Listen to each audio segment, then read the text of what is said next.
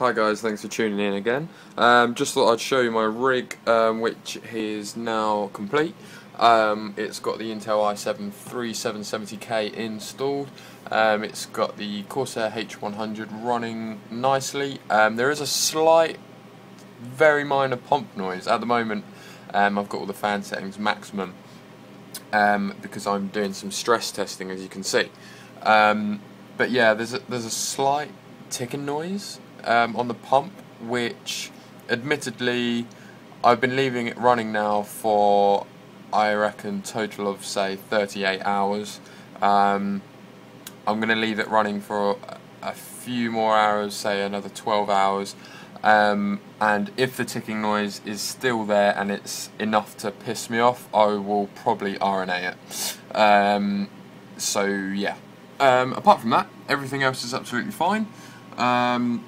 Sorry if the video quality is kind of hard to pick up the detail on the motherboard. It is hard to sort of look at through the recording, but you can actually see it with true eye vision. So yeah, everything is fine and dandy. I just thought I'd show you some benchmarks anyway. So as you can see here, this is on Ada 64. If you haven't got the program, I would highly recommend it. So we've got a core clock speed there of 4.7, running at 1.28 volts roughly, on the ASRock Z77 professional board. It's quite a low voltage for that sort of clock. I'm quite pleased with that. As you can see here, we're doing a stress test. These are all the temperatures that are going up and down with the cores. We're stressing the CPU, the FPU, the cache, and the system memory. There's no point of doing the disks or the graphics card, so that's fine. At the moment, we've got highs of 89, but as you can see, it's not staying at that level. It might just spike at those sort of points, but I'm quite happy with that, considering I've seen quite a few overclocks where they're hitting sort of high 90s. But as you can see, obviously I'm not getting anywhere near that. I also did do this test. This has obviously just been running recently. I've only just been, well, as you can see, it's only been running for about 4 minutes and a second.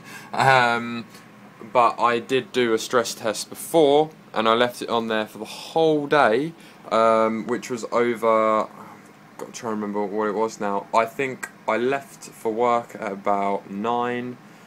I didn't come back till about 7:30, so however long that was, and I come back and the highest temperature it reached was 94 along here, on the setting of 4.7 gigahertz. So I'm quite pleased with that.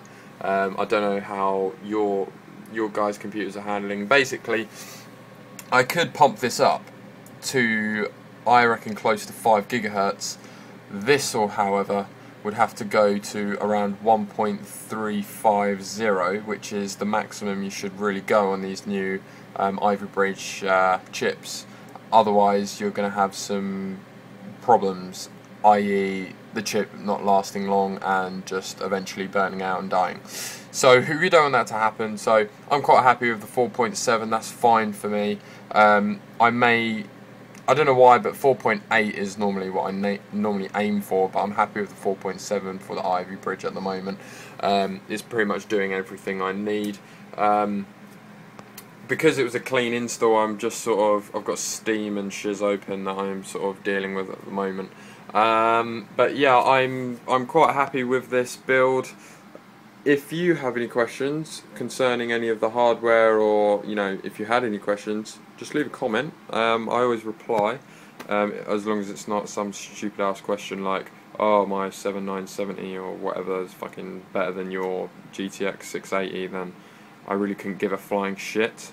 But yeah, thanks for tuning in, guys. I hope this was sort of informative. Like I said, comment, rate, subscribe, and I will say peace.